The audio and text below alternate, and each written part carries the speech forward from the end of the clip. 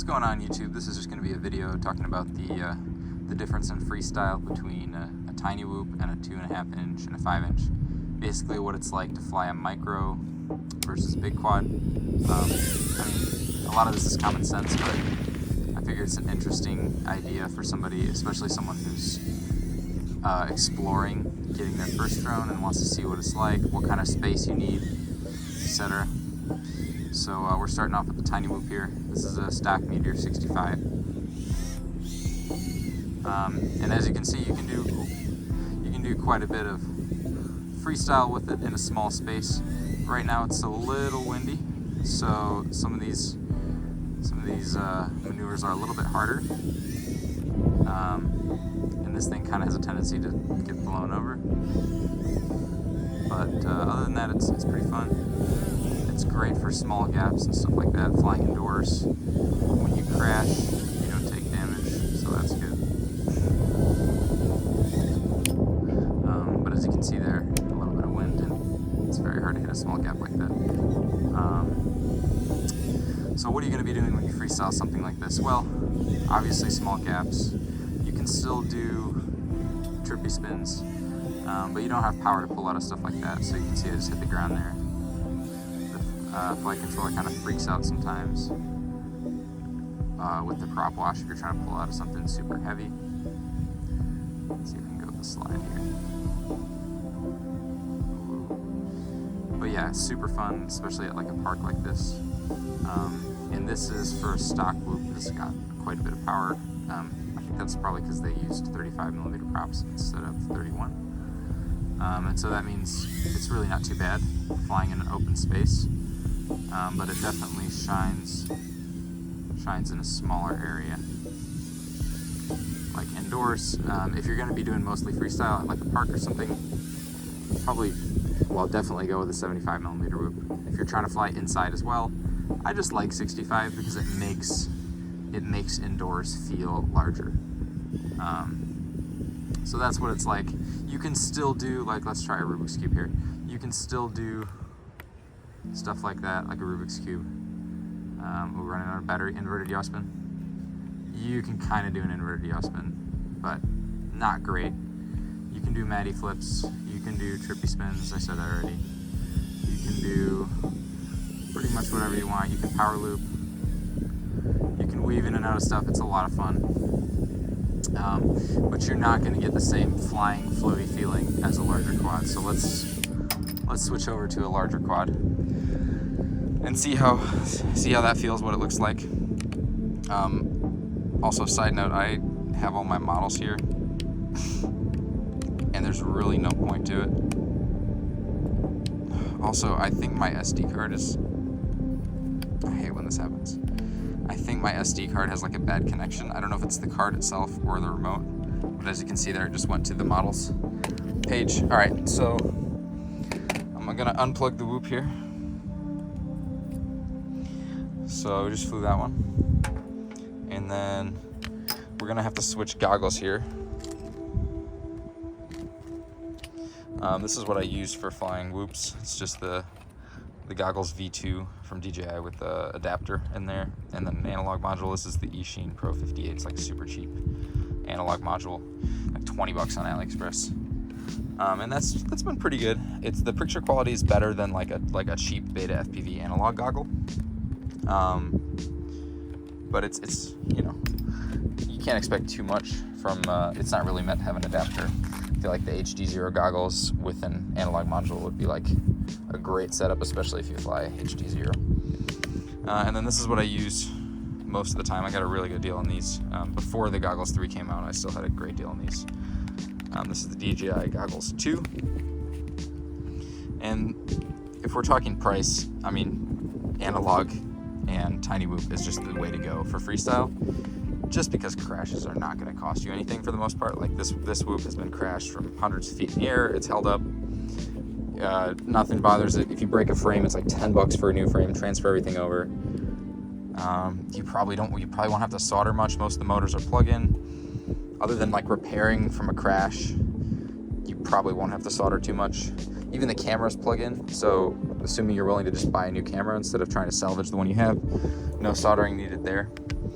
But this is the next quad we're moving up to. This is a 2.5-inch quad Mila Jin F25. I got some T-motor parts in there in the 03. This one's quite a bit more expensive. It's a big upgrade in price, but you can do cheap 2.5-inch quads. And if you're flying primarily outside, I would probably do it. Yeah, I'd probably do an open prop, like 2-inch setup, 2.5-inch. For freestyle, 3.5 inches feels like the money between like durability and size, and also flight performance. So that's probably the ideal there. But here's the Jin F25. Make sure this gets paired okay. Let's see if it works. So yeah, there we go. We're gonna fly this one. It's been a minute. This one takes the 380 milliamp batteries. That's the other thing. The thing I like about analog and don't like about DJI is how fast your goggles pair to the drone. That took a while. But yeah, if you're a beginner and you know you're gonna be in this, if this is something that you've been dreaming about for a while, or this is just right up your alley, go ahead and go for digital right away. Unless, like for example, HD0 is a great platform to do both large freestyle, like 5-inch freestyle, and digital on, because it's pretty cheap, it's replaceable, and you can fly it in micros like whoops. Whereas with DJI, you're probably just going to end up getting analog or HD0 in a whoop anyway. And to do both DJI and HD0 would be pretty expensive. So if you're going to be flying mostly whoops and you want digital, just go HD0. I don't think anybody would disagree with that, but who knows. So here we go, the 2.5-inch. And right off the bat, this feels way smoother. It feels like there's no wind at all.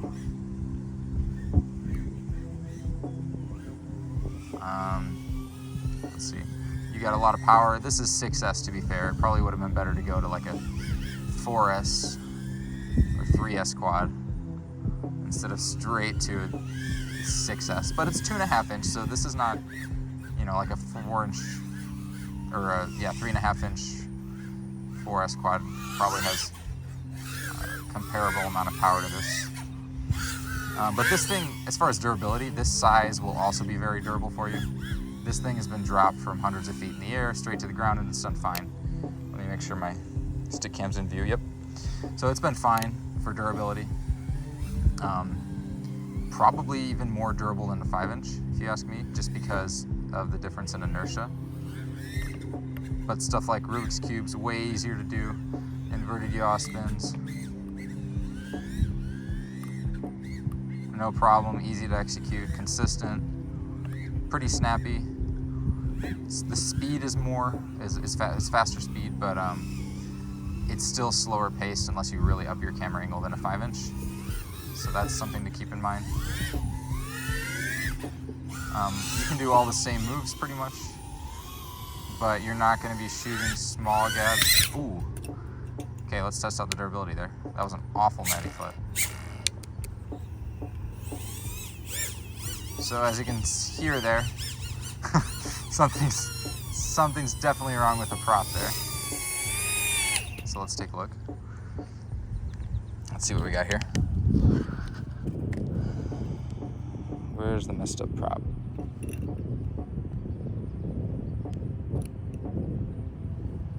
Unless it's with the motor. Let's see. I don't know. It seems to be in order. I'm sure I got a blade that's bent out of shape, but or a loose prop, but I'm just gonna keep going and continue with this one, finish off this pack, and then we'll go to the 5-inch. So you can do all pretty much the same moves. You're gonna have way more power to punch out. You're not gonna be affected by wind. Durability is gonna be slightly less than the Whoop. Performance will be much greater. That sounds a little better. As far as tuning, I don't know how much people put into tuning their tiny whoops. I'm not sure. I'm sure that's a thing. Well, I'm almost certain it's a thing. But I don't know how much it matters at that size and what it looks like tuning. I know tuning will probably be easiest on a 5-inch, especially if you're using something like Betaflight. But if you're a beginner, you really don't have to worry about tuning at all. Just stock Betaflight pits will work well on most things. Sorry, I'm a little rusty here, as you can tell. But yeah, you'll be able to do most of the maneuvers you will with a 5-inch with a size like this, with more durability. You don't have to worry about, if you're worried about regulations, to stay under 250. This is under 250 with a small battery, but it's not going to be under 250 if you want a longer battery life. So, oh, we got some serious wind here right now. Let me try to go through this right here. Yep. So you can still be fairly precise with this. And if you're using digital, you can use it as like a Cinewhoop 2, but today we're talking about freestyle. So we're just gonna go over what it looks like to fly freestyle with different platforms. Biggest thing maybe you might notice is like freestyle with a micro it's a mix. You can get pretty technical. You can get flowy. Freestyle with the whoop is hard to make really flowy because you don't have power. You can't punch out easily. You can't take big dives, but you can definitely smooth it, make it smooth if you fly well. Okay, let's move on to the 5-inch here. So plug this in. This is the shoot, I looked up how to pronounce it after the last video and I messed it up. Armatan. I'm gonna hate myself after this because I think I pronounced it wrong in both videos. But this is the Beaver. So there's really no need for me to switch models, but I'm just gonna do it anyway. Okay. So here we have the Beaver. Got it paired up here. All of these are ELRS, by the way. I think most of you probably knew that, but let's see. So this is what it's going to look like to fly 5-inch freestyle. I have to adjust my exposure really quick. Let's see.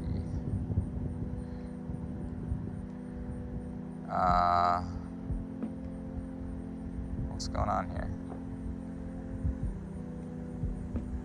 Okay. And should start recording right about now. Okay, so now we're flying the Beaver. I think I'll probably use the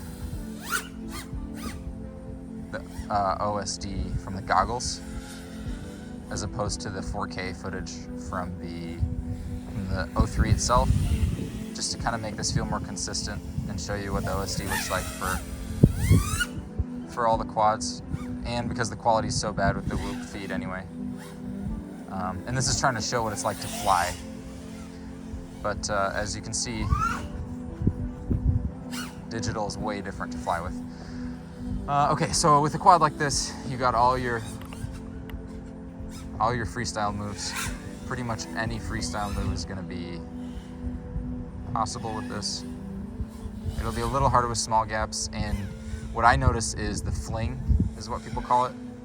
Basically, the inertia you have when you're flying with a quad like this is much different. So like, let's say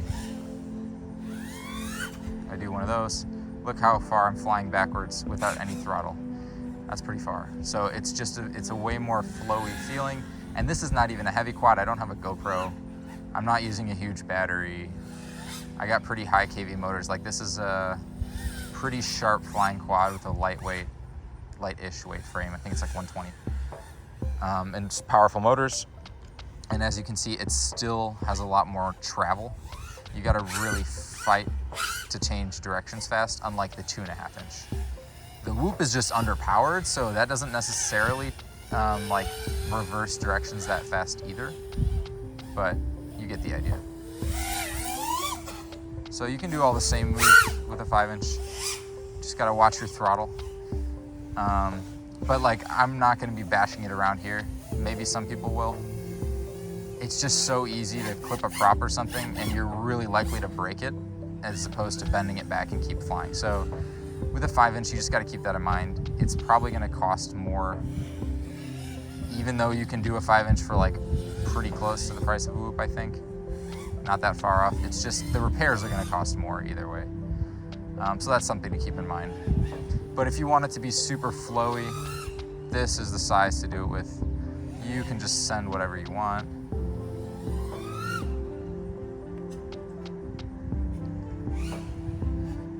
Got a little quiet there for a second. But you can do whatever.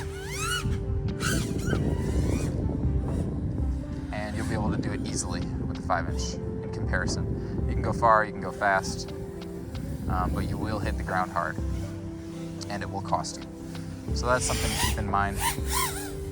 You can fly this in like an abandoned building or something like that, but you're not going to be flying this in your backyard. It's just not fun at that point. The stress of hitting a window or making too much noise, or you just don't want to do it. So this is going to be something for an open field or an area with a lot of trees if you want to fling yourself over like that, which is a ton of fun, by the way. Most simulators feel more like a 5-inch to me, at least Liftoff does. That's what I fly. And I think I've tried Skydive before. That's a free one. That felt pretty similar to me. So that's the kind of freestyle experience you'll get. Let's see if we can do anything else. I feel like I have to try a Matty-Fillet since I did it with the other 2 quads. But it's been a minute. Ooh, that was pretty good. That was better than I expected. Okay, so you can do all the same moves with this. Much better, actually. As you saw, that's not even really cool anymore. For a while, people would just, or so I've heard, people would just dial up their rates super fast and do as many flips as possible. But you get the idea. You have control over this. You can spin fast, you can spin slow, you can punch out, you can do whatever you want. And it's very freeing until you crash, till you gotta walk over and pick it up. So there's good and bad. I would say if you're trying to minimize the number of quads to start as a beginner,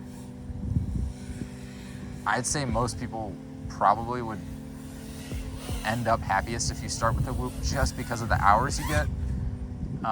But if you think you're gonna get into hardcore freestyle pretty quick, or you wanna carry a camera, or a multitude of reasons, you could definitely go with like a 3.5-inch quad. And you could even put an analog system in there and then get a digital goggle capable of using analog as well. And you can save yourself some cost up front that way, and then sell off the analog equipment or something. There's a lot of ways you could do it. But if you want a one and done, I would say, for freestyle, I would say go HD0 and then get a whoop and like a 5-inch or a 3.5-inch, and you'd be good. I guess that's 2 quads, but you do just a 2 or 3-inch and then you got a one and done there. So that's pretty good. Let's go bring this quad in for a landing here. Let's get a flip disarm going. Ooh, that was a flip and a half disarm. Okay. So hopefully that gave you a better idea of what it's like to fly different size drones for FPV Freestyle. If it helped, let me know. Leave a comment. Recommend the video to somebody else. I'm gonna finish up flying. I got like a whoop battery and a 2.5-inch battery that I'm gonna finish up real quick. But I'll see you guys next time. Thanks for watching.